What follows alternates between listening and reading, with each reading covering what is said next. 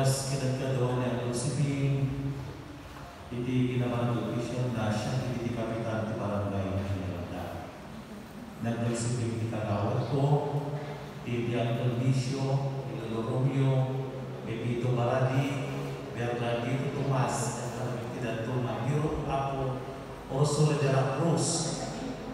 Di treasurer ko ito yung Satyang kaya di Uncle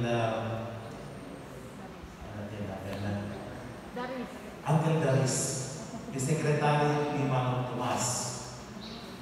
Kaya tamuyan ito, biyak ito 1989. Idinitikan kami ng barangay official, di pa nakilit kalapsat ka dito at kandidata ko yung amin na konsehal di barangay, pwede ka nga tuwag isot yung balin ng kapitan ako.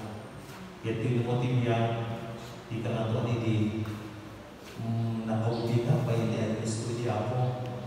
Kaya nagiging lalakay di malapit ko na unay kalapsat nga nulite at layos ini kaya maperpinigili ka kalasada nagtulisipin isado na natin pagkabi na ulit ay diubin kaya masiguro diya kung nakakabi nga isado ka rin dyan laudan lang dito hindi dyan ang yananan dyan titasin jadi karena mo kay parang tinga kalsada tayo kay kaparyahan ini kay permi nga ay salo dali kay Honda di kita kabi tapno no mapapintas kay makapagdali di lugan ng may sitio mga ato kay tuman kay no nabita hindi ka kalsada tatalon na may pula 1989 90 91 92 1992 ang kandidato ako sa Sangguniang Bayan di Marcos-Udin. So nga napanawa nagsangka sila ko Diyos, napangasatan ko yung motibiyan na Sangguniang Bayan, kaya isibukat kanyang itikin niya ako Orso Ledera Cruz. Ituloy na lang talagang trabaho di barangay, kaya mo yung iunari yung itikin talugasot. Hindi magasot yung iunari yung kapitan, talugasot ka yung konsehal.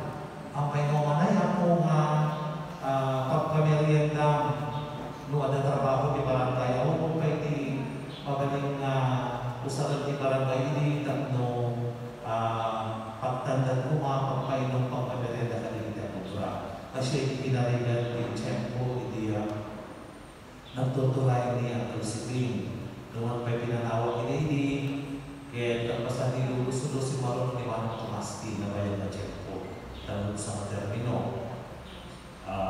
Tapos sinalo ko ni Paron yang tersebut di Alejandro tuloy-tuloy na tadi pintas di barangay Tayugana na itatangang mundaway kita kailangan ng di panagbukas di Parian di Mendata di gini makakabi ng kalmarasada kaya sementado amin makadamang namin manugan magkuligos manibod ito pagsar ka ng gari dyan mga ato hingga na lumusot pa rin dyan parang kayo kaya dito yung sakripisyo na kusipin lupit kita yung kayo ako agad lupit kita parang official tatalo ka pero mo laki kasi awal mo na hindi mo friend kaya pinamurata yun tuminting the barangay house kaya kayo kasi kasi dyan ngayon ang natutunin trabaho ng Major Works italta.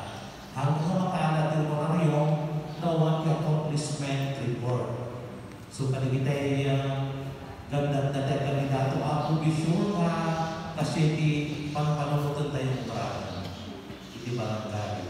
Naman kayo nung pimanawag ito barangay Melda na parang hindi sentro still na nakikita pa lang panaglakay ng isipin kas nang hana kaya tiyak sa wala ng trabaho.